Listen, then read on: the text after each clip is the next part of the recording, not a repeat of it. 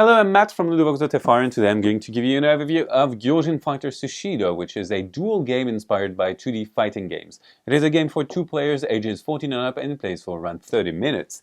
In this game, you try to knock your opponent out or to bring him out of the game, out of the ring, to gain a victory point, and you need 3 victory points to win the game.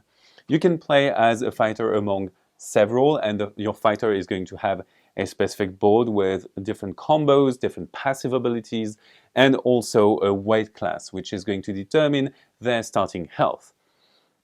So now you have the basics of the game. So how do you play this game? Well, we're going to play this game with cards, and the cards have types, and you have 4 different types of cards, and the cards have 2 types of information on them.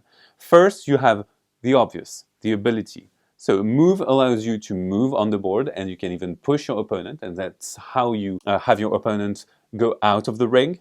You have hits, and if you are close to your opponent, you can whittle their health down by 1 point. Block allows you to cancel other cards from your opponent, and super allows you to gain super on this gauge. And this gauge is very important because it can allow you to trigger some abilities, to double some cards, and also to trigger your super combo, which is super important. So that's the basics of the cards. Now we also have something on the cards. We have symbols, and those symbols allow you to do different things, and notably to perform combos. And the combos are something that you want to trigger because they are more powerful than simple attacks. So how do we play this game? Well, every player is going to start a round of the game with 3 cards in hand, and then we're going to take turns simultaneously, but the first player is going to resolve things first. So I draw 2 cards, and my opponent draws 2 cards. Then, from the cards that we have in hand, we're going to place 2 cards down. So for example, I'm going to place this one and that one. And my opponent is going to place this one and that one. And then, simultaneously this time, we're going to say Hajime and reveal 0, 1, or 2 cards. Why do that? The cards that we revealed are going to be played at the end for their ability.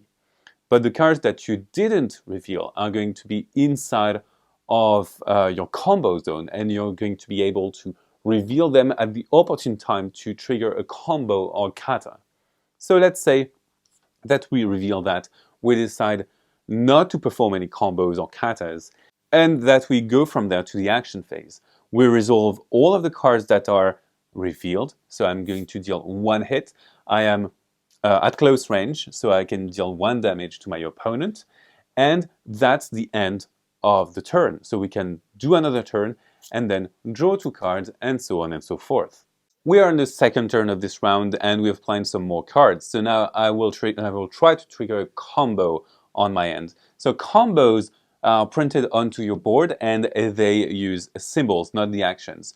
And they use symbols from the cards that you have planned. If you have the right amount, you will trigger a combo. If you have less or more, well, that's not going to work, and it's going to be turned into a kata. I will explain katas a bit later. So I reveal my cards, and I do have a flame and a butterfly symbol. So I will be able to trigger that combo by using those cards, and it deals 4 damage. 1, 2, 3, 4 damage, and that's it. That's the damage I deal with that combo.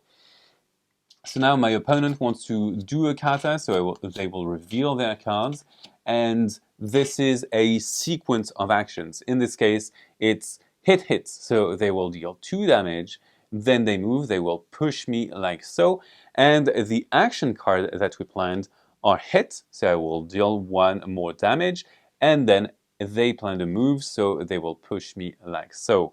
And they will put me a bit more in danger than I was, because I am closer to ring out than before.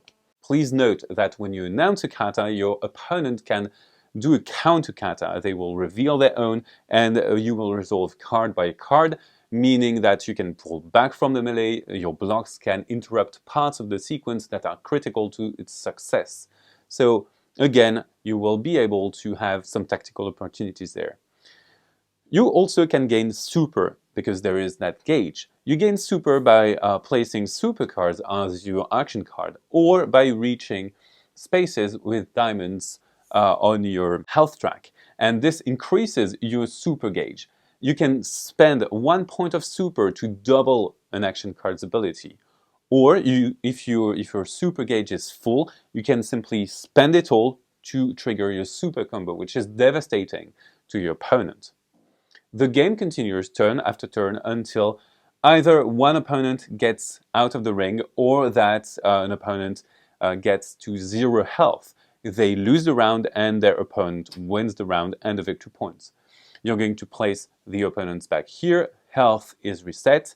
The cards are redealt. You give the first player to the other player, and then you can start again. However, super is not reset, so be aware of this. The game ends whenever a player has 3 victory point tokens. And that's it. You know almost everything you need to know about Gyogin Figther Sushido. So this is a dueling game in which you try to manage your hand, plan your game, and try to manage opportunities for yourself. Bye bye, see you on Ludocrhono.fr.